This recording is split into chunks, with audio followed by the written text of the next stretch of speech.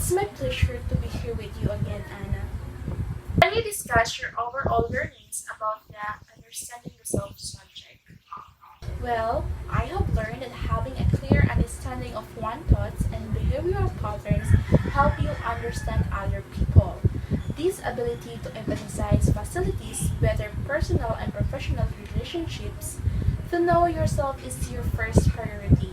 How can you realistically set goals, go about life, and have a successful relationship if you don't know who you are or what you want?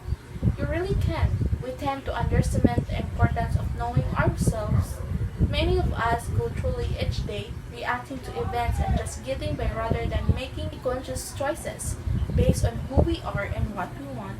We don't know where we are headed for, and it's hard to set goals, get motivated, and determine the best course of actions.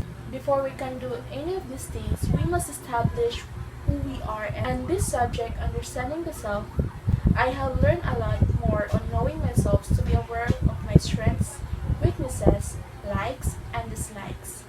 Observe and be aware of my moods, reactions, and responses to what is happening around me. Becoming aware of how these moods and emotions affects my state of mind, examine how can I interact with others and be observant on how my environment affects myself. And it is important to understand the self in a rapid change of world today when it comes to human identity.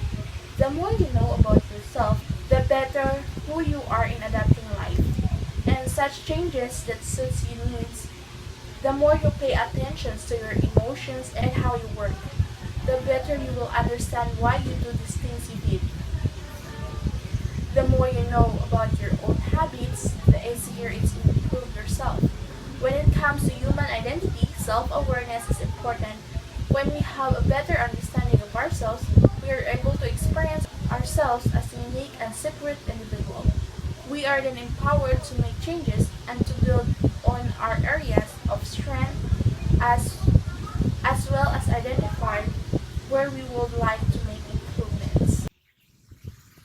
Can you share your insight about your overall online experience this semester? My online learning experience as a student is kind of stressful. Aside from the issue of slow and unstable internet that causes videos to freeze and streaming to be disconnected, there can be problems with obnoxious noises that can be too distracting, like dogs barking, tricycle passing by, construction noises from the neighbor, just to name a few. And because I'm at home, there's also the tendency that I feel sleepy and lazy. Studying alone with only the computer as my companion can be terrifying. There is no whispering in the back of the room, no commanding presence at the front of the classroom pleading for everyone to listen. The online environment is not different atmosphere that takes time getting used to. The only thing I like about online class is that they have helped me learn how to be independent, manage family time, and schoolwork. I have learned that to be successful as a learner, you have to be self-disciplined and able to work well on your own. Since you won't be physically going to class each day, you can take part in class from the comfort of your own home. You must be self-disciplined because the instructor won't simply be there to remind you of the assignments or project deadlines. Other obligations remain that you are not able to do work as regularly as if you were physically attending class. It will be up to you to make sure that you are keeping up with the work for the course.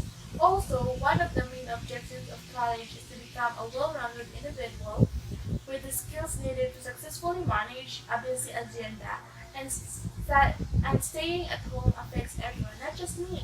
We all need to meet up with friends, laugh, and share with them. I find it healthy, but since it's done for our safety, we have no other option than to sit inside and listen to every rule that has been implemented. Of course, it's not something that we plan, it just happened, and we need to accept it. Thank you, Angeline, for your time.